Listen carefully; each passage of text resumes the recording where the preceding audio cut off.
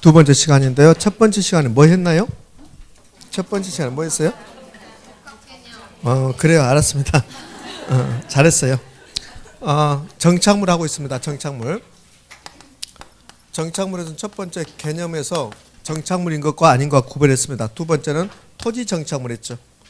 토지 정착물은 두 개로 나눠진다 했었죠. 그럼 토지 정착물이 나오면 뭐가 기억나면 돼요?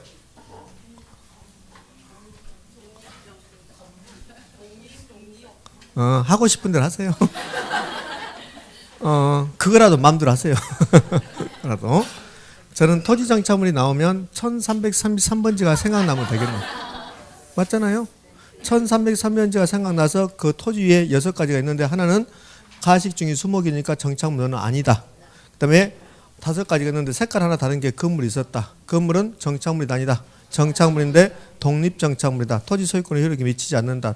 토지하고 별도로 등기하고 표지하고 별도로 거래 대상이 되고 토지하고 별도로 중개 대상이 되고 이렇게 하면 되잖아요.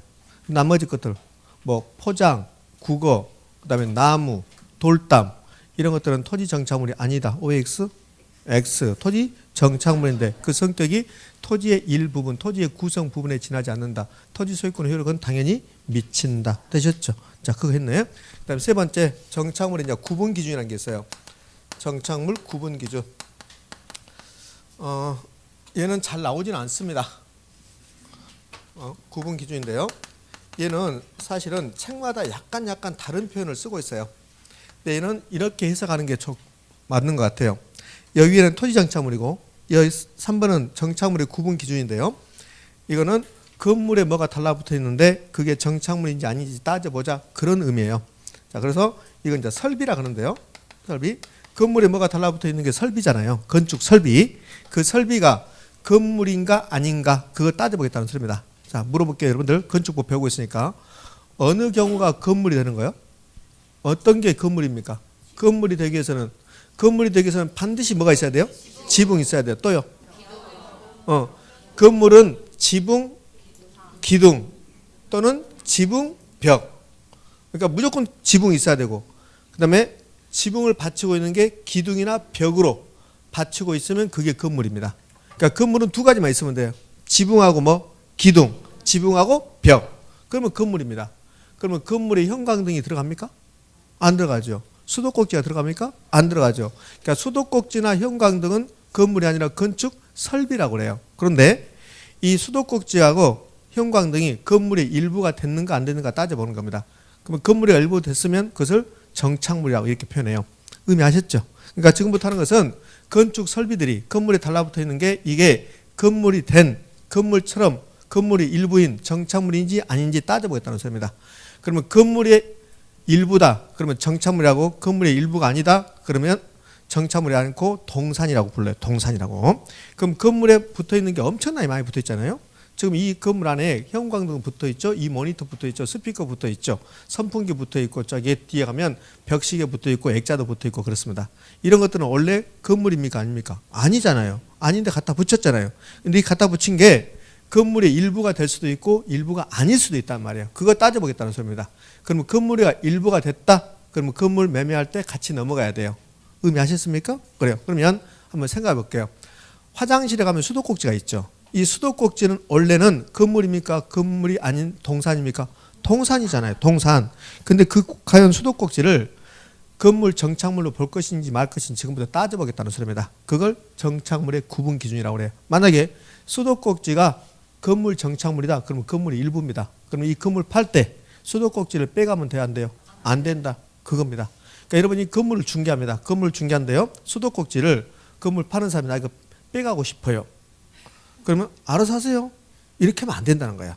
그 수도꼭지는 건물 정착물로서 건물의 일부이기 때문에 이거는 매수인에게 넘어가야 됩니다. 이렇게 말을 해줘야 한다는 소리입니다. 그거 해보겠다는 소리야. 의미하셨죠? 그럼 이 토지 정착물도 구분할 때 그랬잖아요. 토지 정착물도 토지가 매매될 때 토지 정착물 중에서 토지로부터 독립성이 인정되지 않는 종속 정착물은 토지의 일부다 아니다. 일부다. 그러니까 토지가 매매될 때 같이 넘어가지만 독립 정착물은 정착물인데 토지의 일부가 아니기 때문에 토지가 매매될 때 같이 넘어가는 게 아니다. 되셨죠? 여기도 마찬가지죠. 그래서 정착물의 구분 기준을 해볼 건데요. 건물을 사고 팔 때 이런 것들이 지금 이렇게 이 건물 사고 파는데 모니터도 있고 이 형광등도 있고 그래요. 그러면 매수인하고 매도자가 약정합니다. 약정. 이런 것들을 정착물로 합시다. 하지 맙시다. 그게 가장 우선시돼요. 그러면 건물 사고 팔 때 약정이 있으면 그 약정에 따르면 돼요. 이 모니터를 어떻게 할 것인가? 이 모니터를 건물 파는 사람이 이 모니터는 나에게는 너무너무 소중합니다. 이거는 내가 건물 팔더라도 내가 가져가고 싶습니다. 그럼 매수인이 그럼 그렇게 하세요. 이렇게 하면 돼요. 근데 그런 약정이 없대. 그러니까 어떤 약정이 없어. 매수자와 매도자 사이에 이걸 어떻게 할 것인가 약정이 없습니다. 그때는 따져봐야 돼. 이게 정착물을 볼 것인가 말 것인가. 그때부터는 이제 부동산학적 이론으로 따져봐야 돼요. 그게 정착물의 구분 기준입니다.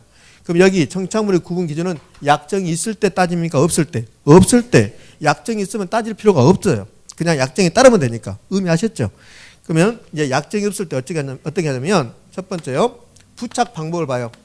자, 여러분들 이 건물 화장실에 수도꼭지를 한번 생각해 봐요. 부착 방법. 이 부착 방법은 수도꼭지가 화장실에 어떻게 부착되어 있는가 그것 보여주겠다는 소리입니다. 그럼 한마디로 딱 달라붙어 있다. 이렇게 딱. 떼어내기 곤란하게 딱 달라붙어 있다. 그러면 그걸 정착물로 보는 겁니다. 자, 그러면 부착 방법을 보기 위해서는 가서 봐서는 뭐 안 보여요. 그럼 어떻게 분리 제거 떼어봐야 돼. 수도꼭지를 떼어봐야 돼요. 그래서 이제 분리 제거한다고. 분리 제거. 분리 제거합니다. 분리 제거하는데 어떤 모습을 보이냐면 물리적 손상이 가져와요. 여기서 물리적 손상이라면 건물의 벽에 홈이 파인데요. 이걸 물리적 손상이라고 그래요. 이렇게 되면 무조건 정착물입니다. 건물에 뭐가 달라붙어 있습니다. 분리 제거해 봤더니 건물에 물리적 손상을 가져왔습니다. 홈이 파였습니다. 그러면 무조건 뭐다? 정착물입니다. 정착물. 자, 그런데 이런 경우가 있어요. 떼어냈습니다. 분리 제거했는데 건물에 물리적 손상은 아무것도 없대요. 그럼 화장실에 있는 수도꼭지는 떼어내면 물리적 손상을 가져오죠. 그럼 무조건 정착물입니다. 그런데요, 어떤 건물에 뭐가 달라붙어 있는데 분리 제거했어요. 건물로부터. 근데 건물에 물리적 손상이 없답니다. 그런데 문제는 그걸 떼어냈더니 건물의 기능, 효용 감소를 가져와요. 기능의 효용의 감소를 가져온답니다. 이렇게 되면 얘는 정착물입니다. 그러니까 둘 중에 하나만 있으면 정착물입니다. 어떻게요? 물리적 손상이 있거나 또는 물리적 손상이 없다 하더라도 기능, 효용 감소가 있으면 뭐가 된다? 정착물입니다. 둘 중에 하나만 있으면. 그래서 여기다 또는으로 이렇게 연결돼요. 그러니까 분리 제거할 때 물리적 손상을 가져오거나 또는 기능, 효용 감소를 가져온다면 그것은 뭘로 본다? 정착물로 본다. 정착물. 자, 여기 물리적 손상을 가져오는 것은 제가 화장실에 있는 수도꼭지를 이야기했습니다. 그럼 여기 물리적 손상 없는데 기능, 효용 감소를 가져오는 게 가장 대표적인 게 형광등입니다. 이 형광등 이거 뜯어낼 때 이 건물에 천장에 홈이 파이고 그런 거 없잖아요. 그 물리적 손상 없죠. 근데 이 형광등이 없다면 야간에 여기서 수업이 이루어질까요? 안 이루어지죠. 이 형광등이 없는 건물, 그런 효용 기능이 떨어지잖아요. 감소하잖아요. 맞잖아요. 그러면 형광등은 거기 있어야 되는 거죠. 그럼 형광등은 뭘로 본다? 정착물로 보겠다. 둘 중에 하나만 있으면 정착물이야. 물리적 손상이 있거나 또는 기능, 효용 감소를 가져온다. 그러면 정착물. 그럼 여기에 정반대인 경우 나타나요. 정반대인 경우. 그럼 물리적 손상 있거나 또는 기능, 효용 감소를 가져온다. 이게서 정반대는 물리적 손상이 있을까 없을까? 없죠. 떼어낼 때 물리적 손상 없다. 그리고 기능, 효용 감소도 없다. 또는의 반대가 뭐예요? 또는의 반대가 그리고입니다. 그리고 그러면 물리적 손상도 없고 그리고 기능, 효용 감소 없다. 두 가지를 동시에 충족하면 얘는 정착물로 보지 않습니다. 정착물로 보지 않는다. 그러면 건물하고 별개의 동산으로 봅니다. 이렇게. 그럼 이제 설명할까요? 떼어내도 물리적 손상 없다. 기능, 효용 감소 없다. 우리 여러분 집에 다 있습니다. 달력, 거울, 액자, 그림, 사진 이런 걸 떼어내도 건물에 물리적 손상이 있어요? 없어요? 없죠. 그러면 여러분이 집에 달력이 없다 하더라도 거울이 없다 하더라도 건물이 비세고 이런 거 없잖아요. 건물 기능, 효용 감소 있습니까? 없습니까? 없죠. 그럼 이런 것들은 정착물로 본다 안 본다? 안 본다. 되셨나요? 됐네. 정착물의 구분 기준은 잘 나오지 않아요. 잘 나오지 않는데 나온다면 이 정도에서 지문 하나 정도 나올 겁니다. 부착 방법. 그럼 부착 방법은 정착물의 구분 기준이 된다. OX. 부착 방법은 정착물의 구분 기준이 된다. OX, O. 또 이렇게 해요. 물리적 손상 유무는 정착물의 구분 기준이 될 수 있다. OX, O. 물리적 손상이 있다. 정착물. 되셨죠? 그렇죠? 그러니까 물리적 손상이 없다면 정착물이 아닐 수도 있으니까. 되셨나요? 예, 됐어요. 그러니까 시험은요, 잘 나오지 않지만 이렇게 나오잖아요. 이렇게 쭉 이렇게 나오면 다 맞춰요. 근데 이제 어떻게 나오냐면 이런 식으로 나와요. 봐요. 물리적 손상이 없다면, 분리 제거할 때 물리적 손상이 없다면, 그러면 동산으로 본다. OX, X입니다. 물리적 손상이 없으면 동산이 될 수도 있고 정착물이 될 수도 있어요. 그러니까 물리적 손상이 있다. 이거는 쉬워요. 물리적 손상이 있으면 무조건 정착물입니다. 근데요, 이제 물리적 손상이 없습니다. 분리 제거할 때 물리적 손상이 없다. 그러면 이게 정착물이 될 수도 있고 동산이 될 수도 있어요. 물리적 손상이 없잖아요. 그럼 그 다음에 이제 이어서 봐야 돼요. 물리적 손상이 없는데 기능 효용 감소가 있냐 없냐를 보는 거야. 기능 효용 감소도 없다. 이렇게 되면 이는 정착물입니까 아닙니까? 아니에요. 이때는 동산이 되는 겁니다. 동산. 정착물이 아니고. 근데 기능 효용 감소를 가져와요. 그럼 뭡니까? 정착물이 되는 거죠. 따라서 물리적 손상이 없으면 무조건 동산이다. 물리적 손상이 없으면 무조건 정착물이다. 이렇게 말할 수는 없는 겁니다. 되셨죠? 이는 쉽잖아요.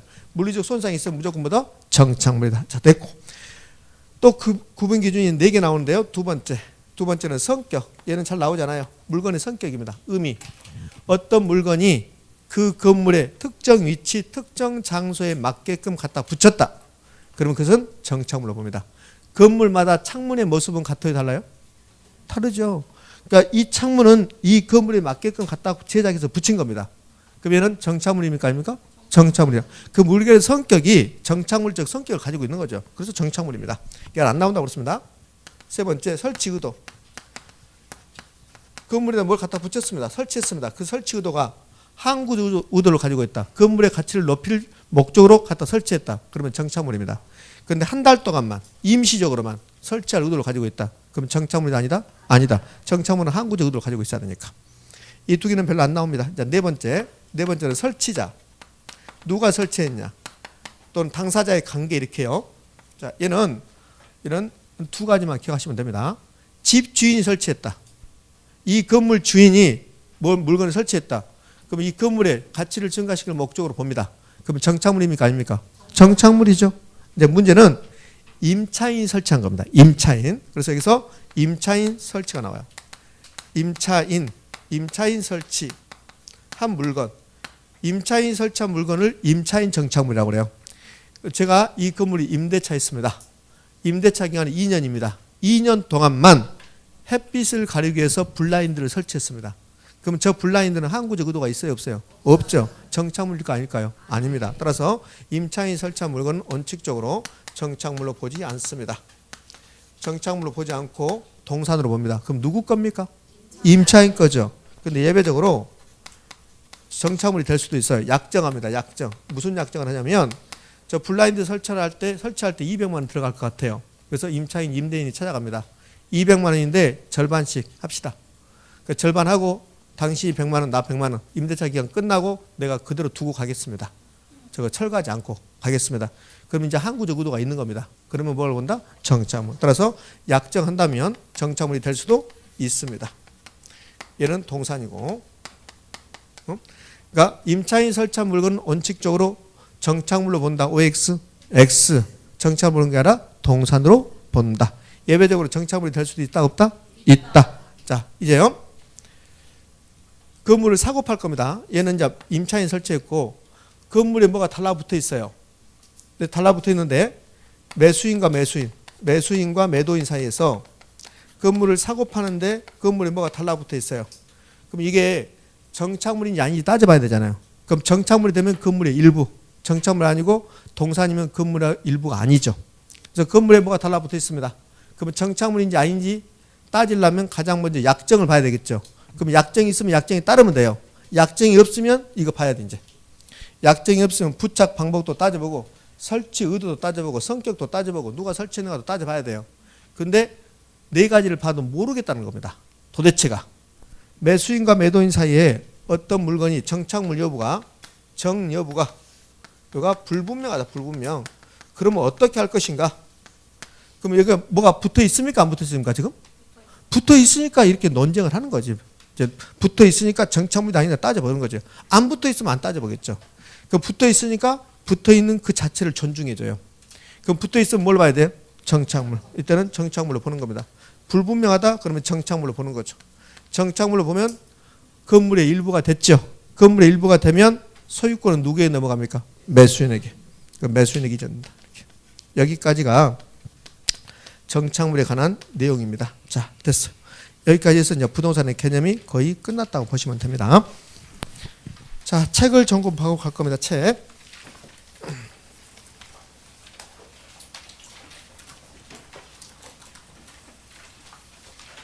자, 책 몇 페이지로 가냐면요.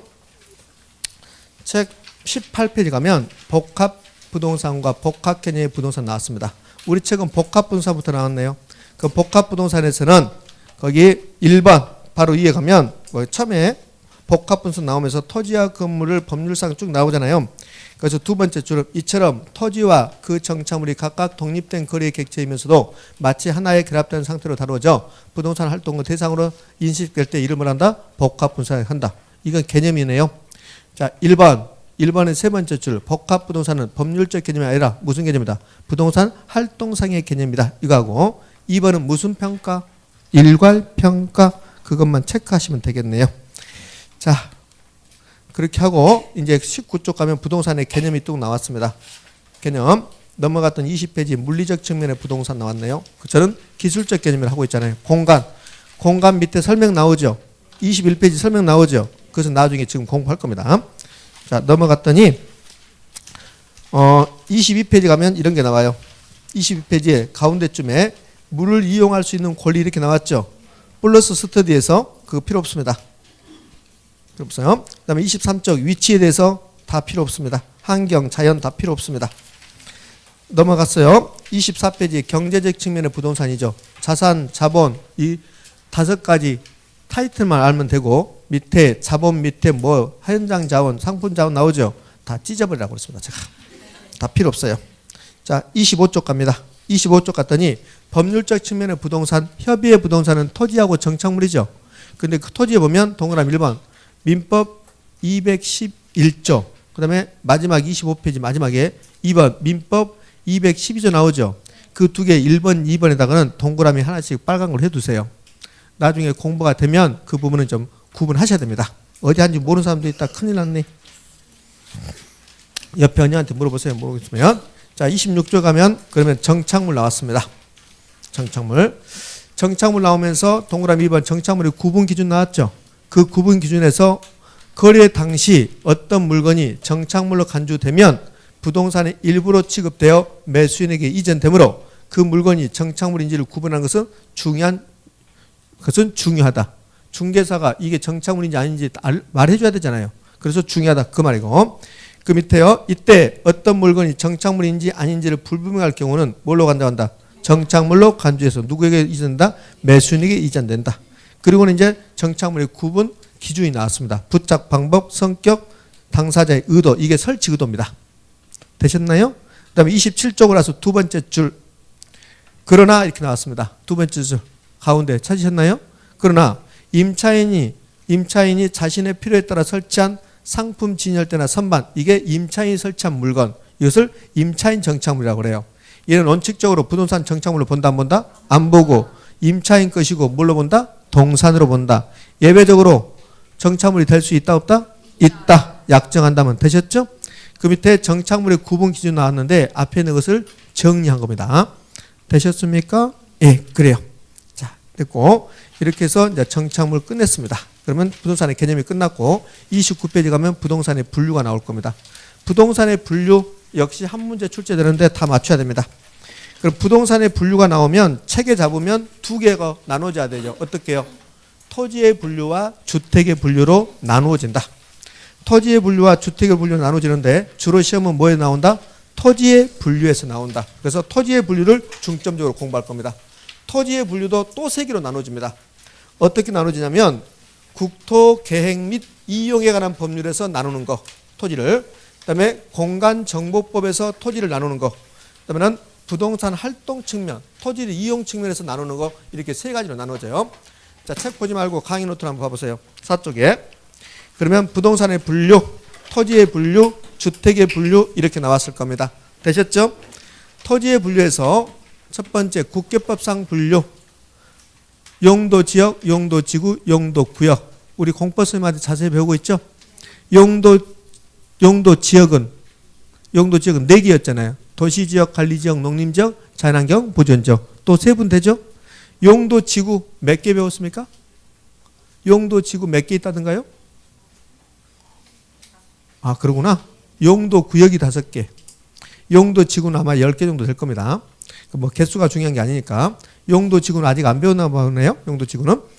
용도지역, 용도지구, 용도구역 배우죠. 자, 공법 선생님 시간을 통해서 이름은 다 아셔야 돼요. 이름. 아마도 제 생각에는 용도지역은 많이 나왔어요. 우리 부동산에 결혼해서.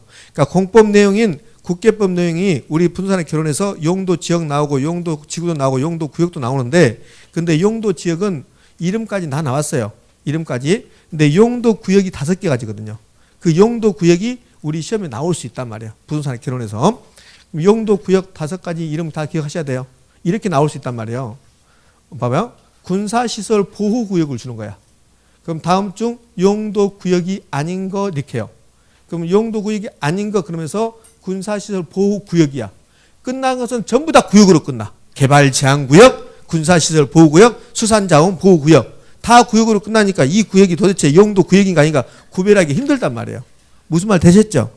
그러니까 공법 시간에 배운 용도구역 5가지를 다 기억하셔야 한다고. 이름이라도. 그래서 부동산의 결혼 시험에 나올 수 있으니까. 의미 되셨나요? 예, 됐어.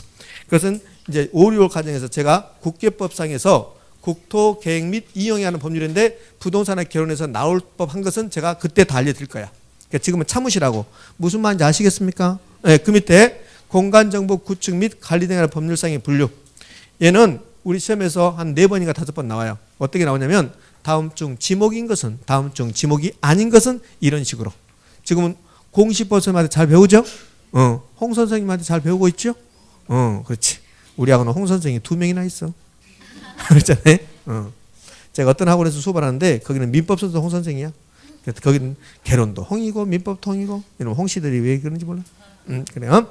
자, 그러면 공간정보 구축 및 관리 등의 법률에서 이게 28개 지목인데 부동산의 결혼에서는 지목인 거, 지목 아닌 거 이런 거 물어본단 말이에요. 그래서 제 방이 답이 된 적이 있다 했잖아요. 제 방이 지목이다 아니다? 지목이다. 자, 그러면 국어라는 지목이 있다고 했어요? 없다고 했어요? 국어 있다고 했습니다. 그 다음에 제 방은요? 있습니다. 그러니까 국어라는 지목도 있고 그 다음에 제 방이라는 지목도 있어요. 유지라는 지목이 있을까요? 있습니다. 이렇게. 양어장 지목이 있습니까? 양식장은요? 없어요.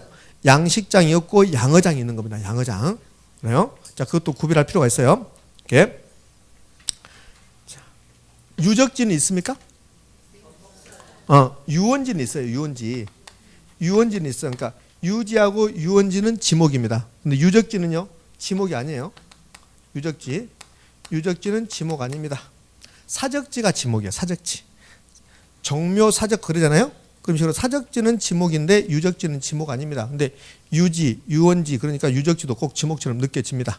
그러니까 유적지는 지목이 아니라는 거. 자, 일단 이 정도 하시자고. 아, 이런 것들도 지목이구나. 이렇게. 양어장하고 양식장 중에서 어디가 지목? 양어장이 지목. 그럼 양식장은 지목입니까? 아닙니까? 아니죠. 김양식장은 어디 있던가요? 김양식장은 바다에 있죠. 바다는 지목이라고 말해요, 안 해요? 아니, 땅만 지목하잖아요. 그러니까 김양식장은 바다에 있으니까 이건 지목이라고 안 한단 말이에요. 그러니까 양식장이라는 지목은 없어요. 다만 양어장이 있을 뿐입니다. 자, 이거 지목이라는 거. 자, 그다음에 국어, 유지가 우리 제 생각에는 부동산에 결혼해서 이건 나온 자체가 좀 그렇고 좋아요. 나온 거 인정합시다. 인정했으면 이름 정도만 물어봐야 돼요. 근데 최근에 뭘 물어보냐면 국어가 뭐고 유지가 뭐고 그 내용을 물어봐요. 얘는 공시법 선생님한테 자세히 배운 거라고. 근데 우리 부동산에 결혼해서 냈단 말이에요. 도대체 국어가 뭐고 유지가 뭐냐. 국어하고 유지 구별할 수 있는 분 혹시 계십니까? 말 안 해주려고 그랬죠? 책을 보자고요. 책 몇 페이지로 가냐면, 자, 우리 책 38쪽 가봐요.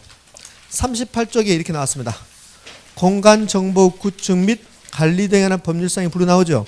그러면서 28개 지목이 나와요. 이게 왜 이렇게 책에 이렇게 들어갔냐면 이 문제가 나와서 들어갔어요. 그러니까요, 그동안은 이 책의 부동산 개론에 이 공간정보 구축 및 관리 등에 관한 법률사항에 28개 지목을 어떤 책도 여기다 넣지 않았어요. 다만 그냥 이름만 넣어놓은 책이 있었어요. 근데 이렇게 자세하게 설명해 놓게 들어간 건 요즘은 다 이렇게 넣어놓거든요. 왜 그러냐면 우리 시험에서 이 두 개의 비교를 물어봤어요. 한번. 국어가 뭐고 유지가 뭐냐. 그냥 국어가 지목이냐 유지가 지목이냐 이건 물어본 게 아니라 내용을 심각하게 물어봤단 말이에요. 그러니까 이걸 넣어준 거야. 자, 책을 한 장 넘겨서 40쪽 가장 밑에 가봐요. 40쪽 가장 밑에 가면 국어가 나오고 41쪽 가장 위에 가면 유지가 나옵니다. 이 두 개는 이제 비교하는 게 우리 시험에 나왔어요. 아까 제가 국어 글 있었죠. 1333번지 국어 글 있었죠. 그 국어는 만들어놨다 했잖아요. 우리 부모님들이 만들었다 했잖아요. 물이 흘러가게 만들었다 했잖아요. 그게 국어입니다. 그러니까 국어는 인공적으로 물이 흘러가게 만들어 놓은 거야. 그걸 국어라고 그래요. 그러니까 40쪽 가장 밑에 가면 18번 국어. 영수 또는 배수를 위하여 일정한 형태를 갖춘 인공적이란 말이 사람이 만들었다는 소리예요. 수로. 이걸 국어라고 그래. 물이 흘러가는 거. 자, 근데 41쪽 가봐요. 41쪽 가면 유지 나오죠. 유지는 상시적으로 물이 고여 있는 것이야. 그럼 상시적으로 물이 고여 있는 것은 뭐냐면 댐, 저수지 이런 것들이 연못 이런 것들을 뭐라 한다? 유지라고 그래. 유지. 의미하셨죠? 이제 이걸 우리 시험에 냈으니까 그대로부터는 이 책에다 다 이렇게 집어넣어주는 겁니다. 그러니까 최소한 나왔으니까 우리 시험은 나온 게 또 나오고 또 나오고 그래요. 아마 우리 시험에서 수도용지가 뭐냐 공원이 뭐냐 이건 안 물어볼 겁니다. 체육용지가 뭐냐 물어본다. 그러면 제가 손톱을 자를 거야. 그건 안 나와. 안 나오지만 이미 나왔던 것은 또 낼 수도 있어요. 그러니까 유지하고 국어는 좀 기억할 필요 있죠. 국어는 만들었다. 유지는 물이 고여 있다. 그러면 끝나요. 그러니까 유지는 저수지 그러면 되죠. 국어는 물이 흘러간다. 만들었다. 그러면 끝이라고. 의미하셨죠? 시험 내봐야 뻔해요. 이렇게 유지란 영수 또는 배수를 위하여 일정한 형태를 갖춘 인공증 이렇게 낼 거라고. 그럼 뭡니까? 있습니까? X. 그럼 유지가 아니라 뭐예요? 국어니까. 되셨죠? 네, 그렇게 하시면 돼요. 이게 공간정보법에서 우리가 기억할 내용들입니다. 28개 내용 다 할 필요 없습니다. 이 정도 해주시자고요. 그러니까 토지의 분류는 세 가지 측면에서 분류했습니다. 국계법상 분류, 용도 지역, 용도 지구, 용도 구역 이름 알아야 되고, 그다음에 공간정보법에서는 28개 지목, 이름 중요한 거 몇 개 알아야 되고. 되셨죠? 제가 한 것만 하시라고요. 한 것만. 제방, 국어, 유지, 유원지, 지목입니까 아닙니까? 지목, 유적지, 지목 아니죠? 양어장, 지목, 양식장 아니고 묘지, 지목, 공동묘지 아니에요. 종교용지, 지목, 사찰용지 아니요. 됐어요. 어? 알아서 대답하는 건지 빨리 끝내려고 대답하는 건지 아직 끝나려고 몰랐는데, 자, 지금부터 토지의 용어를 갑니다. 이게 부동산을 분류해서는 80% 이상 나와요. 그러니까 지금부터 토지 용어 가는데 가장 먼저 대지가 나오고, 그 다음에 택지가 나오고, 그 다음에 부지가 나옵니다. 뭐 잘 나오지 않습니다. 대지는 지목이 대인 토지를 일반적으로 대지라고 해요. 이거 신경 쓰지 마세요. 우리 책 보면 대지에 대해서 막 복잡하게 설명하는데 그거 나올 일이 거의 없습니다. 대지는요, 일반적으로 지목이 대인 토지를 대지라고 그래요.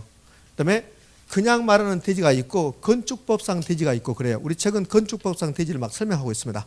그러면 건축법상 대지가 뭐냐면 그냥 우리가 말하는 이 대지하고 건축법상 대지하고는 다른 말이에요. 그러니까 건축법상 대지는 건축법 2조 가면 대지가 무엇입니다 이렇게 나와요. 그걸 건축법상 대지라고 그래요. 건축법상 대지는요, 필지를 대지라고 해요. 필지. 우리 공간정보법에서는 번호를 붙였습니다. 토지에다가. 그래서 지적공부에 등록합니다. 그것을 필지라고 하거든. 그러면 공간정보법에서 필지를 건축법에서 뭐라고 한다고요? 대지. 그러니까 공간정보법의 필지와 건축법상 대지가 똑같은 말이야. 우리는 필지라고 하는데 건축법에서는 그것을 필지라고 하고 뭐라고 한다고요? 대지. 됐어요. 택지. 토지 위에 주거용, 상업용, 공업용 건물이 있거나 주거용, 상업용, 공업용 건물을 건축할 수 있다면 택지. 한마디로 말하면 건물이 있거나 건물을 지을 수 있다. 택지. 부지. 땅이면 다 부지. 되셨죠? 자, 부지는 이렇게 해요. 부지는 어떤 것의 밑바탕이 도는 토지로서 토지 용어 중에서 가장 포괄적인 용어, 그것을 부지라고 합니다. 자, 뭐 개념은 다 됐고 크기 관계를 물어볼 수 있어요. 크기 관계. 그럼 이렇게 토지가 있습니다. 이렇게 토지가 있으면 토지는 다 뭐라고 한대요? 부지라고 하죠. 그러니까 부지입니다. 이게 부지. 땅이면 다 부지라고 그래요. 근데 이 부지는 두 개로 나눠봅니다. 건축 가능한 토지가 있어요. 건축 가능. 이런 토지가 택지죠. 건축 가능한 토지가. 건축 불가능한 토지도 있습니다. 건축 불가능한 토지 가장 대표적인 게 철도부지, 하천부지, 도로부지입니다. 그럼 이 부지 안에 이 부분은 건물을 지을 수 있대요. 이걸 택지라고 해요. 택지. 그럼 택지하고 부지 중에서 어디가 더 큰 개념입니까? 부지죠. 그러니까 부지가 더 큰 개념입니다. 이 택지 속에요. 지목이 대인 토지가 있어요.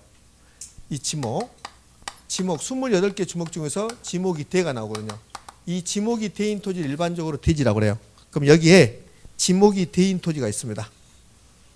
이걸 대지라고 하죠. 그럼 대지는 택지보다 더 좁은 개념이고 택지가 대지보다 더 넓은 개념이죠. 그럼 여기 있는 거, 여기 있는 땅은 이 땅은 택지입니까 아닙니까? 택지죠. 근데 지목이 대가 아니라는 겁니다. 그럼 여기가 이 토지가 공장용지다. 지목이 공장용지. 그럼 공장용지니까 공장 건물을 지을 수 있죠. 그러니까 택지죠. 다만 지목이 공장용지니까 대지라고 말한다 안 한다? 안 한다. 대지는 지목이 대인 토지만 대지라고 하니까. 그래서 대지, 택지, 부지를 이제 구별했습니다. 그러면 가장 큰 개념은 부지, 그다음에 택지, 대지. 되셨죠? 됐어요. 근데 시험을 어렵게 내면 이렇게 낼 거란 말이에요. 어떻게 내냐면 이렇게요. 자, 택지를 이렇게 줘. 택지. 그다음에 부지를 줍니다. 자, 잘 듣고 대답하세요. 택지는 부지이다. 뭡니까 있습니까? 오죠. 택지면 다 부지예요. 근데 부지는 택지이다. 이건 X입니다. 부지, 여기 지금 부지거든요. 이 땅. 부지인데 얘는 택지라 말할 수 있어요? 없어요? 없죠. 되셨나요? 이렇게. 자, 그러면 똑같은 논리를 이렇게 할 수 있네요. 대지가 있고 택지가 있습니다. 그러면 대지는 택지이다. OX. O. 택지는 대지이다. OX. X. 이렇게. 자, 끝. 그 다음에 토지에 분류해서 가장 시험에 잘 나오는 게 후보지 이행지입니다. 후보지 이행지. 자, 후보지 이행지. 현재의 용도에서 다른 용도로 용도 전환 중에 있는 토지. 이 두 가지 공통점. 용도 전환 중. 용도 전환 중에 있는 토지를 후보지 또는 이행지라고 부른답니다. 의미 됐습니까? 그래요. 근데 후보지 이행지의 공통점은 용도 전환 중에 있는 토지고 이제 구체적으로 차이가 약간 나타납니다. 감정평가사들에게 토지를 나누면 이렇게 나눠요. 택지 지역이에요. 지금 제가 말하는 것은 시험에 나오지 않습니다. 지금 이야기하는 것은 그러니까 감정평가사들에게 토지를 나누라. 그게 감정평가상 토지의 분류입니다. 그건 안 나와요.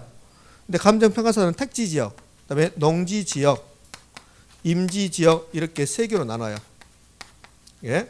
국토 계획 및 이용에 관한 법률에서는 용도 지역을 어떻게 나눕니까? 도시지역, 관리지역, 농림지역, 자연환경보존지역. 근데 감정평가사들은 지금 토지가 어떻게 이용되고 있는가에 따라서 나눕니다. 우리나라 토지 택지지역 아니면 농지지역 아니면 임지지역이죠. 감정평가사는 이렇게 나눠요. 이렇게 나누고 얘들을 용도지역이라고 그래요. 그 다음에 이게 세분돼요. 쪼개지는 거죠. 택지지역은 세분되면 택지가 있는 지역인데 택지는 주거지, 상업지, 공업지가 택지입니다. 그래서 택지지역은 주거지역, 상업지역, 또 무슨 지역? 공업지역 이렇게 나눠져요. 농지지역은요.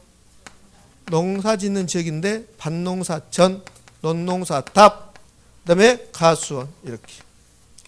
임지지역은 목재를 쓸 수 있는 나무가 있는 지역 용재림, 땔감은 신탄림 이렇게요. 이렇게 나눠집니다. 이렇게 나누는 거 시험에 나온다 안 나온다? 안 나온다. 열심히 공부하신 분도 있습니다. 실제로. 제가 물어봤어요. 왜 이렇게 열심히 하십니까? 중요하다고 했잖아요. 뭐가 중요하다고 했어요? 이게 중요하다고 했지요. 예. 자, 그래서 이렇게 나누죠. 이렇게. 그다음에 이렇게 나눕니다. 열심히 공부해서 3월 마지막 주라든지 4월 첫 주에 꽃구경 가야 되잖아요. 꽃구경 안 가요? 미세먼지 때문에? 시험 공부한다고 이것도 못하고 저것도 못하고 점수도 안 나오고 뭐야? 아니 꽃구경하고 점수 안 나온 거 다행하지만 꽃구경도 못하고 점수 안 나오고 이게 뭐냐고 도대체. 그러니까 꽃구경이라도 해야 되잖아요. 그러니까 한 번 좀 가도 돼요.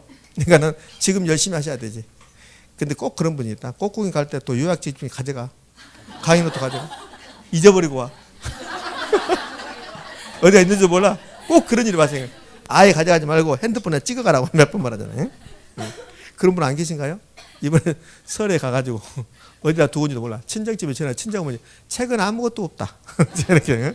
그래서 이제 시어머니한테 물어보기 그렇고 시어머니는 이미 다 어디 시골에 불쏘시기로 다 해버렸잖아요. 자, 이렇게 나눕니다. 이렇게 나누는데 토지는 용도가 매우 다양해요. 토지는 용도가 매우 다양해서 용도가 바뀔 수 있어요. 그러니까 지금 용도에서 다른 용도로 용도가 바뀔 수 있습니다. 그게 용도 전환이라는 겁니다. 그럼 이 두 가지는 용도 전환 중에 있는 토지야. 근데 임야를 농지로 만드는 거 많이 봤잖아요. 포크랜 돼서. 농지가 택지를 조정하는 거 많이 봤잖아요. 이렇게 다른 용도로 용도 전환 중에 있는 토지를 후보지라고 그래요. 그러니까 이 용도 지역, 이걸 용도 지역이라고 하거든. 용도 지역끼리 용도가 전환 중이다. 그것을 후보지라고 그래요. 근데 이행지는 용도 지역 내에서 택지 지역 내에서 주거지가 상업지로, 상업지가 주거지로, 주거지가 공업지로, 공업지가 주거지로 이렇게 용도가 바뀔 수도 있겠죠. 그런 것을 이행지라고 합니다. 전이 답으로, 답이 전으로, 전이 가손으로, 가손이 전으로 이렇게 용도 바뀔 수 있겠죠. 이런 것들은 동일한 용도 지역 내에서 바뀌니까 뭐란다? 이행지라고 합니다. 후보지 이행지 공통점 용도 전환 중에 있는 토지. 다만 후보지는 용도 지역 상호 간에, 이행지는 용도 지역 내에서. 이제 헷갈리면 안 되는 거, 이 용도 전환 중에 있다는 거, 용도 전환 된 그러면 후보지 이행지 아니라는 거. 자, 이렇게 출제하잖아요. 봐봐요. 전이 답지지역이 됐다. 전지지역이 답지지역으로 용도 전환된 토지를 다시 전이 답지지역으로 용도 전환된 토지를 이행지라고 한다. OX, X. 그래서 뭐라고 그래요? 답지라고 해야지. 답지. 전이 답이 됐다잖아요. 용도 전환 됐다잖아요. 그럼 답이라고 해야지. 이행지라고 안 되고. 그러니까 중자가 나와야 돼요. 용도 전환 중. 용도 전환 과정 중에 있다. 용도 전환 됐다. 용도 전환 완료됐다. 그럼 후보지 이행지라는 말을 붙이면 된다 안 된다? 안 된다. 자, 됐어요. 자, 그러면 이 후보지 이행지는 부동산의 특성을 연결하면 무슨 특성 때문에 후보지 이행지가 나올까요? 용도의 다양성. 이 토지가 지금 임야인데, 임지인데 너는 지구가 멸망할 때까지 용도가 임야야. 딱 정해진다고 나온다면 그러면 임지지역이 농지지역이 될 수 있어요? 없어요? 없죠. 그러니까 토지는 용도가 매우 다양해요. 그러니까 용도가 매우 다양하니까 현재의 용도에서 다른 용도로 용도가 바뀔 수 있다는 소리예요. 그래서 용도의 다양성 때문에 후보지 이행지가 파생 나온다. 여기까지 정리하시면 됩니다. 그다음에 이제 필지라는 개념이 나와요. 필지. 필지하고 나오면 꼭 같이 나오는 말이 핵지가 나옵니다. 필지는 토지가 다 연결되어 있는데요. 토지대장, 임야대장에 등록하기 위해서 번호 붙인 토지를 필지라고 해요. 이렇게 하죠. 하나의 지번이 붙은 토지의 등록 단위. 하나의 번지가 붙은, 하나의 지번이 붙은 토지의 등록 단위. 이 등록 단위가 중요해요. 토지 등록 단위. 토지를 등록하기 위해서 번호 붙였습니다. 그 말이에요. 그러니까 등록 단위가 중요한 말입니다. 필지는 면적을 말하지 않아요. 그러니까 우리 시험에서 한 3번에 걸쳐서 토지는 필지는 면적 단위다 이렇게 출제한 적이 있습니다. 그래서 틀린 말입니다. 그러니까 필지 뒤에는 필지 면적 이런 말 안 써요. 필지 면적이 200평, 필지 면적이 2000제곱미터 이런 말 안 씁니다. 왜? 필지는 면적을 뜻하는 게 아니니까. 필지는 뭘 뜻해요? 등록 단위니까 필지 면적 이런 말을 쓰지 않아요. 그러니까 필지에다가 면적을 붙이면 이건 틀린 말입니다. 등록하기 위해서 만든 거니까 등록 단위. 자, 핵지. 핵지요. 핵지는 여러 가지 조건이 유사해요. 가격이 비슷비슷한 토지들. 그것을 핵지라고 그래요. 가격 수준이 비슷한 일단의 토지를 뭐라고 한다? 핵지라고 한다. 끝. 자, 이제 필지 핵지가 끝나고 나면 나지 근부지를 배울 겁니다. 나지하고 근부지만 가지고 26회 때 한번 출제한 적이 있어요. 나지하고 근부지. 근부지는 뭐냐? 토지에 건물이 있으면 근부지입니다. 그럼 근부지 개념은 나오지 않겠고 나지는 두 가지 요건을 갖추고 있으면 나지예요. 우리 정착물 배웠죠? 정착물을 대표한 게 뭐예요? 건물. 그래서 나지는 토지에 건물 등 정착물이 없고 그래요. 건물 등 정착물이 없고. 그러니까 나지가 되기 위해서는 첫 번째 정착물이 없어야 돼요. 그리고 민법에서 말하는 권리. 민법이 사법이죠. 그러니까 사법상의 권리인 지상권, 지적권, 뭐 전세권 이런 권리, 임차권. 사법상의 권리가 없는 토지. 다른 사람 권리가 없는 토지. 이 토지를 나지라고 그래요. 근데 여기다가 이제 슬그머니 뭘 하나 집어넣어 줄 수 있습니다. 아직 안 나왔지만 충분히 나올 수 있습니다. 공법상 제한을 받지 않는다고 나올 거예요. 공법상 제한. 근데 공법상 제한을 받지 않는다는 말은 틀려요. 공법상 제한을 받지 않는 토지는 없습니다. 근데 공법상 제한은 받는다고 해야 돼요. 그러니까 이 공법상 제한은 이 자체가 논쟁거리가 아닌데 시험 문제를 주면 아마 많은 사람이 틀려버릴 수 있어요. 봐요. 어떻게 하냐면 나지란 정착물이 없고 사법상 제한뿐만 아니라 공법상 제한도 받지 않는다. O일까 X일까? X예요. 공법상 제한을 받지 않는다 말은 있을 수가 없습니다. 우리나라 모든 토지는 공법상 제한을 받아요, 안 받아요? 받게 돼 있어요. 그러니까 나지든 뭐든 공법상 제한을 받게 돼 있어요. 이렇게 주면 더욱더 이제 헷갈려요. 나지란 건물 등 정착물이 없고 공사법상 제한을 받지 않는다 이렇게 출제할 겁니다. O입니까 X입니까? X예요. 그러니까 공법상 제한을 받는다 해야 됩니다. 자, 이게 나지입니다. 나지는 여기 정착물 없고 사법상의 권리가 설정되지 않는 토지 나지. 그럼 이제 개념은 다 끝났는데 이 나지와 근부지 비교사항을 물어보죠. 필지하고 핵지 비교는 없어요. 뭐 물어볼 게 없습니다. 여기는.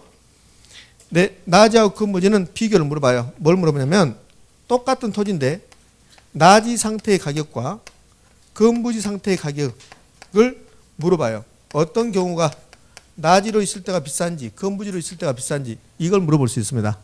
근부지가 비쌀 수도 있고 나지가 비쌀 수도 있어요. 그러니까 나지 가격이 높을 수도 있고 반대로 오히려 근부지 가격이 더 높을 수도 있고 그래요. 그러니까 두 가지가 성립합니다. 근데 일반적인 게 나지 가격이 높아요. 왜 나지 가격이 높냐면 이게 나지입니다. 이거. 토지에 아무것도 없습니다. 그다음에 토지에 건물이 있습니다. 건부지거든요. 건부지, 나지죠.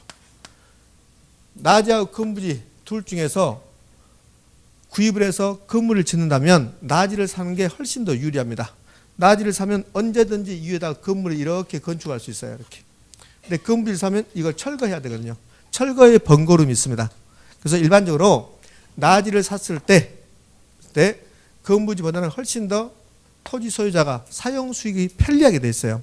그래서 일반적으로 나지가 팔릴 가능성이 높습니다. 그럼 건부지 입장에서는 건물이 토지 가격을 다운시키는 경우가 나타나요. 그것을 건부지 감가라고 그래요. 건부지 감가. 봐요. 여기 건물이 토지 가격을 다운시켰다. 그러면 토지 가격을 감가해야 되죠. 근데 왜 감가냐? 건부지니까 감가한다. 그래서 건부지 감가인데 이걸 줄여서 건부 감가라고 그래요. 그럼 여기 1번은 나지 가격이 높다는 소리는 나지 가격이 올라갔다는 소리가 아니라 건부지 가격이 떨어졌다는 소리라고. 그러니까 건부지 입장에서 판단해야 돼요. 건부지 가격이 더 나지가 낮다. 이 말은 건부지 가격이 떨어졌다 이 소리거든. 나지에 비해서. 왜요? 건물이 토지 가격을 다운시켜버려요. 그래서 이걸 건부지 감가인데 줄여서 건부 감가. 그럼 건부지 감가는 건부지니까 가격을 감가시킵니다. 이런 뜻이에요.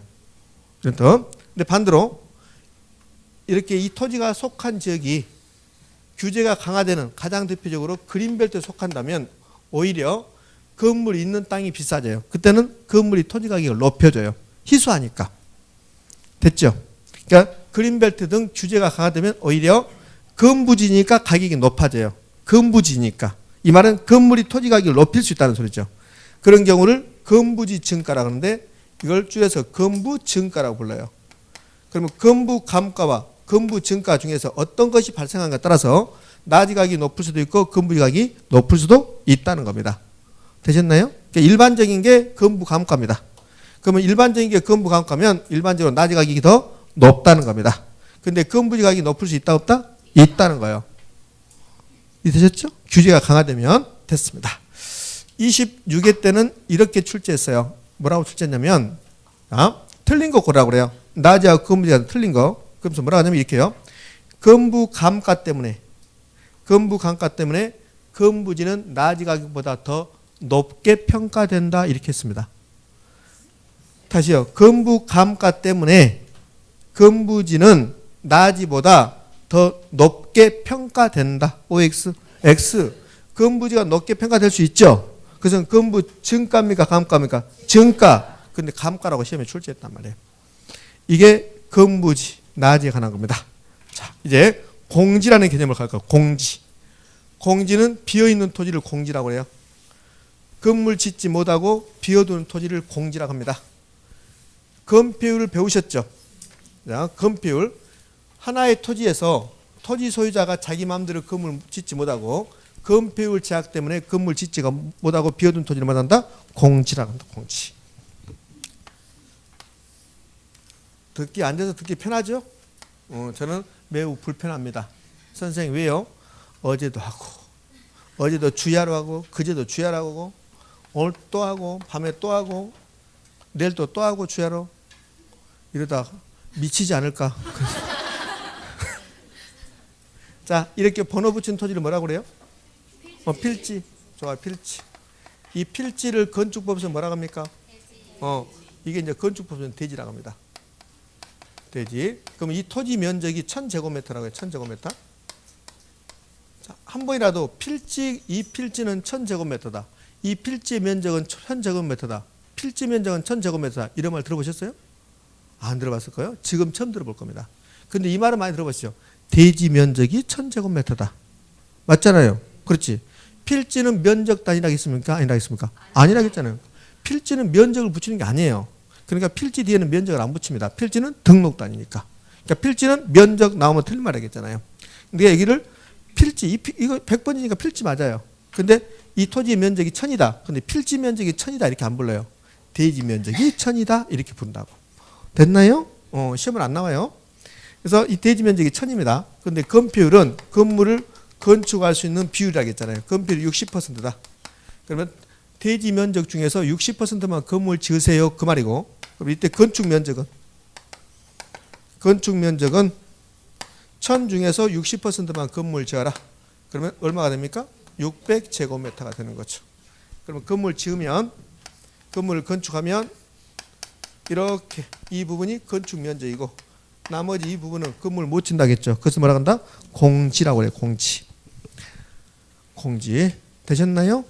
공지는 가장 일반적인 공지의 표현이 이겁니다. 하나의 대지 중에서 건폐율 제약 때문에 건물 짓지 못하고 비워둔 토지. 맞지요? 다른 그걸 다르게 해석하면 이렇게 할 수 있어요. 공지란 건축 면적 이외의 토지. 다시요. 여기 공지가 지금 얼마입니까? 400이죠. 400. 1000이고 건축 면적이 600이면 공지 면적은 400이잖아요. 그럼 공지란 대지 면적 중에서 건축 면적 이외의 토지. OX? 5. 그렇게 표현할 수도 있어요. 자, 이제 공지까지 됐습니다.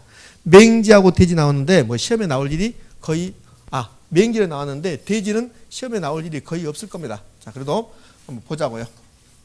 자, 도로가 이렇게 나왔습니다. 자, 토지가 일단의 토지가 이렇게 있습니다. 이렇게 1번이 토지, 2번이 토지, 3번이 토지, 4번이 토지. 필지 몇 개? 필지 몇 개? 4개. 그렇죠? 1번지 토지, 2번지 토지 도로에 접했습니다. 3번지 토지 도로에 접속면이 없습니다. 이런 토지 맹지. 4번지 토지는 도로에 접속면이 있습니까? 없습니까? 있죠. 통로를 통해서. 이런 것을 대지. 자루형 토지 대지. 가장 먼저 배웠던 대지하고 다른 개념. 맹지만 기억하시고 대지는 시험에 나올 일 없습니다. 선생님 나오면 어떻게 안 나옵니다. 법지, 빈지 남았네요. 법지 30년 동안 한 번, 빈지 30년 동안 한 번. 자주 출제됩니까? 안 됩니까? 안 되죠. 잘 안 나옵니다. 그러니까 크게 신경 쓰지 마시고 지금부터 해볼게요. 토지가 이렇게 있고 이렇게 있습니다. 위에 토지, 아래 토지 그래요. 그럼 이 상태로 그대로 두면 이게 막 흘러내리고 붕괴돼요. 그래서 여기다가 콘크리트 탓을 하고 옹벽 쳐놓고 이 경사지 부분, 얘를 법에서는 토지로 인정하니까 이걸 법지라고 그래요. 법지는 경사지 토지를 법지라고 한다. 근데 왜 법지라고 하냐? 법에서는 토지로 인정해 준다. 그래서 법지다 이렇게요. 토지는 소유의 대상이 될 수도 있고 소유의 대상이 되지 않을 수도 있어요. 근데 법지는 법에서 인정하면 소유의 대상이 됩니다. 그러니까 소유권을 인정해줘요. 그러나 아무런 쓸모가 없어요. 그래서 실익이 없다고 그래. 활용 실익이 없습니다. 이렇게요. 또는 실익이 매우 작습니다. 이런 토지를 법지입니다. 그러니까 사실은 그렇죠. 법지는 활용 실익이 없다. 이게 법지가 아니라 법지는 경사지 토지로서 소유권을 인정해 주는데 근데 이게 나중에 봤더니 실익은 없다. 이게 이제 법지가 되는 거죠. 그러니까 실익이 없는 토지가 법지가 아니라 법지는 실익이 없습니다. 이렇게 해야 되지. 되셨죠? 자, 빈지. 빈지는 가난한 땅이 아니라 바닷가 토지. 예? 이렇게 낼 수 있어요. 막 헷갈립니다. 머리가 팅한 상태에서 실제 시험 보러 가면 부동산의 개론부터 먼저 풀면 이게 1번에서부터 한 5번 사이에 나오겠죠. 순서대로 가면 이게 뭐 택지 뭐 이게 근데 민법부터 풀고 오면 머리가 띵한 상태에서 이걸 접해요. 그러잖아요. 민법부터 풀고 오면 그래서 공지를 공한지로 표시한다든지 공지를 빈지라 한다든지 이렇게 해요. 일필지 토지 중에서 건축 건폐율 제약 때문에 건물 짓지 못하고 비어둔 토지를 빈지라 한다. 그래 비어뒀지 빈지라 한다. 이렇게 한다고. 이렇게 말도 안 되게 틀려와요. 언니 나 어떻게 빈지 틀려버렸어. 이렇게 그럴 수도 있잖아요. 그러니까 빈지는 바닷가 토지입니다. 빈지를 제가 정확하게 한번 설명해 볼게요. 바닷가를 갔습니다. 특히 서해안, 우리 인천처럼 서해안. 그러면 저수 간만의 차이 때문에 언제나 이 부분은 바다로 되어 있습니다. 언제나. 근데 물이 들어와요. 물이 들어오면 여기까지가 들어옵니다. 이걸 만조위선, 만땅 찼다. 만조위선 그래요. 전. 그럼 이 부분은 물이 들어오면 바다가 되고 물이 빠지면 뭐가 돼요? 이게 물이 들어오면 바다가 된 줄 아시겠죠? 물이 빠지면 갯벌입니다. 갯벌. 이 갯벌을 한자 말로 간석지라고 그래요. 간석지. 간석지 이렇게 부릅니다. 자, 그런데요. 토지는 지적 공부에 등록합니까? 안 합니까? 지적 공부는 뭐래요? 지적 공부. 그래 다행이네. 지적 공부는 뭐래요? 그러니까 아직 지적 공부하지 말아야겠는데요. 지금은 지적 공부하지 말아야겠는데요. 지적 공부는 지적에 관한 공적인 장부. 무슨 말인지도 모르는 사람도 있어요. 예? 그게 지적 공부잖아요. 지적에 관한 공적인 장부. 지적 공부는 여러 가지가 있어요. 근데 두 개로 크게 나누죠. 뭐하고 뭐? 대장하고 소장하고 대장하고 도면 토지대장, 임야대장, 지적도, 임야도. 기억나시죠? 홍 선생님이 말했잖아요. 홍 선생님. 이번에 또 홍 선생님이 말하네. 이렇게 나누잖아요. 이렇게. 그러면 이 지적 공부의 토지는 등록이에요. 임야는 임야대장, 임야도에. 그냥 토지는 토지대장, 지적도에 등록하겠죠. 등록. 근데 여기까지만 등록이에요. 이걸 지적 공부 등록선이라고 해요. 등록선. 그러면 여기까지만 지적 공부에 등록하고 이 부분은 지적 공부에 등록합니까? 안 합니까? 안 해요. 그러니까 지적 공부 등록선하고 만조위선 사이에 이 사이의 토지를 뭐라고 하냐면 빈지 바닷가라고 그래요. 빈지 바닷가. 근데 이거는 국가 겁니다. 국가 거란 것은 개인의 소유권 인정한다 안 한다? 안 한다는 소리입니다. 그러나 여기서 휴식을 취할 수도 있고 축구를 할 수도 있고 그녀하고 정담을 나눌 수도 있고 그렇죠? 그러니까 실익은 매우 높죠. 이렇게. 그잖아요. 여기 이렇게 여름 되면 파라솔 이렇게 있고 여기 의자가 이렇게 의자도 좀 안 그려지네 오늘 이상하게 이렇게 있으면 여기서 그녀가 이렇게 들어놓여 있잖아요. 엎드려 있지 엎드려. 이렇게 이 부분을 이렇게 하고 있잖아요. 그래서 파라솔 빌리는데 하루에 25만 원, 의자 5만 원. 누가? 필라 바지 입은 애들이 이렇게. 여기 동해안에 가면 조그만 해수욕장이 있죠. 그게 해수욕장이 빈지예요. 그러면 해수욕장 가면 그러면 동해안에 가면 조그만 해수욕장이 있는데 거기 가면 여름철에 가면 이게 이런 거 다 대여하잖아요. 여기 거기 마을 분들에게 국가에서 수익을 높이기 위해서 국가가 그냥 마을 분들에게 운영하라고 줘요 이거를. 근데 마을 분들이 운영합니까? 안 해요. 마을 분들은 운영하지 않고 마을 분들이 다 임대 줘버려요. 그러니까 필라바집 이런 데한테 막 임대 줘요. 이렇게. 그래서 필라바집 이런 데 임대해서 튜브 막 이렇게 20만 원을 하루에 빌려주고 그러잖아요. 근데 그 애들 뒤쪽으로 가잖아요. 그러면 집합해놓고 막 때려요. 똑바로 안 한다고 직원들. 그러니까 그거 안 보셨나요? 안 보셨구나. 여러분들은 고상하니 그런 거 안 보셨구나. 이렇게. 이것을 빈지 바닷가라고 합니다. 이것만 한 게 아니라 막 나 잡아봐라 막 그래. 그래서 오빠 그러기야 막 그러고 넘어져가지고 오빠 나 아파. 근데가 빈지입니다. 안 해보셨습니까? 세상 어떻게 살았대? 자, 그럼 이제 포락지. 포락지는 그 정도밖에 안 나와요. 포락지는 저는 실제로 이 포락지 이런 데 많이 봤는데요. 시골 땅인데 시골에 가면 이렇게 물이 막 이렇게 흘러가는 하천 같은 게 있고 양쪽에 논이 있을 수 있고 밭이 있을 수 있잖아요. 그럼 여름에 비가 많이 오면 예전에는 그 뭐 배수 시설이 이렇게 잘 안 돼서 비가 많이 오면 막 넘쳐요. 넘쳐서 물이 탁 비가 끝나고 나면 보면은 막 이게 다 무너져 내려버려요. 그래서 하천으로 막 바뀌어버리는 토지 있어요. 그것을 포락지라고 합니다. 선화지는 고압선 아래의 토지고 선화지는 감가의 대상이 됩니다. 선화지는 감가. 사용하는데 제약이 있어요. 그러니까 선화지 밑에 고압선 아래 토지는 작물도 재배도 잘 안 되고 막 그런다잖아요. 그래서 이 감가의 대상이 된다 그래요. 약 20% 감가한다고 그래요. 자, 넘어가서 유휴지. 시험에 나올 일 없습니다. 유휴지는 거기 써놓은 이유는 휴안지하고 헷갈리지 말라는 소리입니다. 휴안지는 휴경지로서 정상적으로 지력 회복을 위해서 놀리는 토지를 말한다. 휴안지라고 합니다.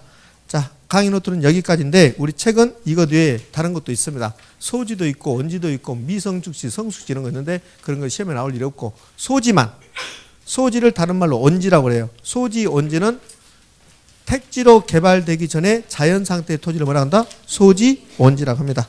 자, 강의 노트에다 없으니까 제가 기본서를 보고 다 이야기해 드릴게요. 자, 기본서는 36페이지에 오면 그런 포락지가 있고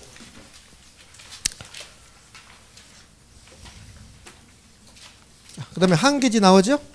한계지 시험에 나올 일이 없고 선화지 37쪽에 그림까지 아주 열심히 사진까지 붙여놨습니다. 잠식지, 농지, 간석지 이런 거 다 필요 없습니다. 그 간석지가 뭡니까?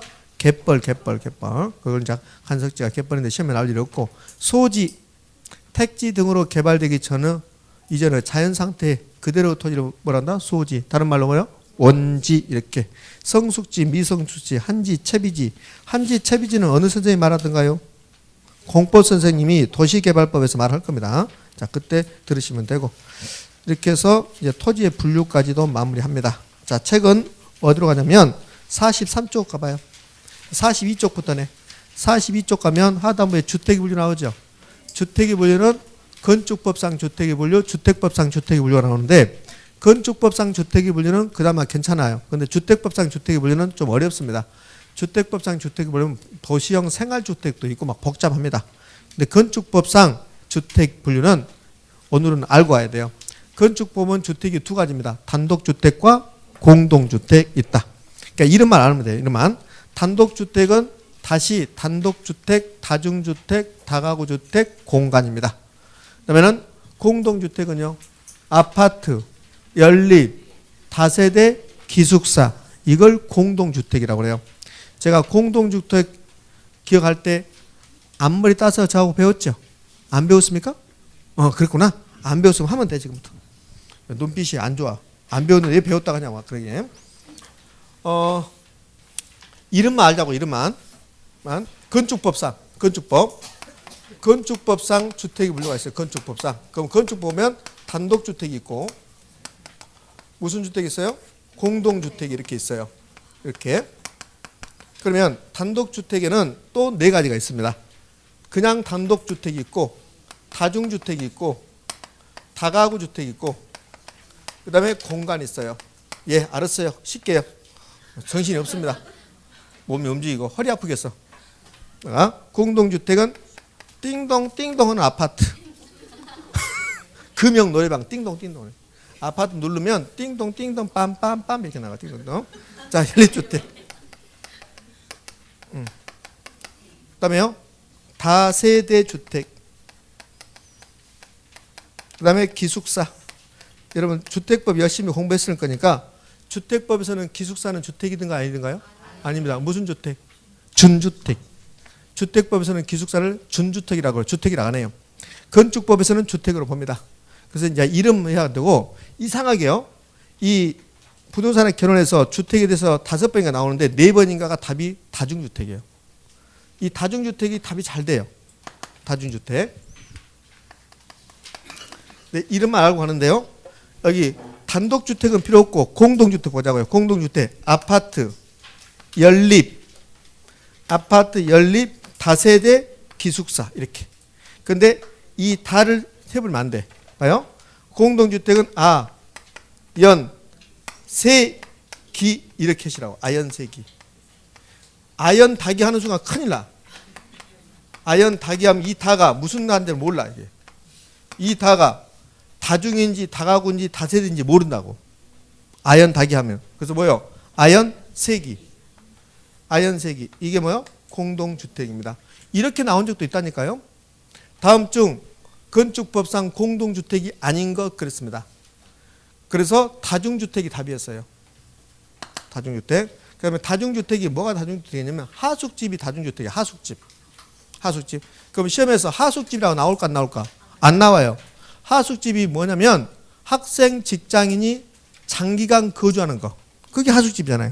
그러니까 다중주택은 학생, 직장인이 장기간 거주하는 주택을 다중주택 이렇게 해요. 이게 하숙집이잖아요. 그러니까 학생, 직장이 장기간 거주한다. 이렇게 나오면 무슨 주택이에요? 이게 다중주택이에요. 다중주택. 의미하셨습니까? 네, 그래요. 자, 여기까지만 하도록 할게요. 여기까지만. 자, 여기까지 해서 부동산에 분류하고 10분 쉬었다 이어서 합니다.